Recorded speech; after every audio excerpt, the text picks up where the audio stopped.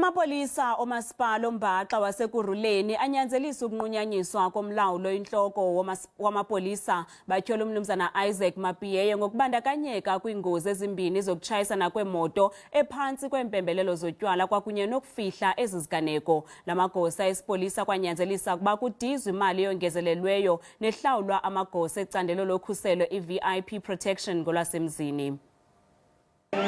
Lamapolisa alwa elinye idabi ngaxeshanye nobhubhane wecorona athi amazwi awo mawavakale nokuba kumnyamentla. We're going to demand the suspension of Mr. Mapiyeye because he was involved in an accident, and then there should be an investigation conducted, and then he should be subjected to a disciplinary hearing. That is the first issue. The second issue is that our members in the VIP protection, they get the allowance of 40,000 each member on top of their salaries, that which amounts them to 880,000 per annum.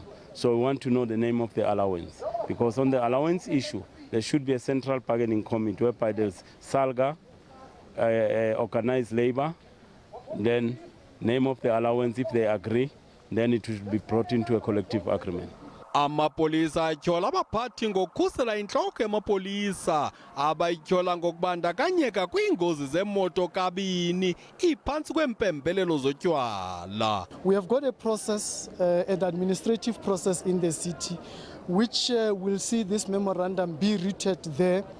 Every issue shall then detailed look into, and a response will be given. Look, all allegations that are brought forward, they are only there to be investigated and investigated thorough. Umasipala uthi uza kuyiphanda imiba ephakanyiswe kuxwebhu lwezikhalazo.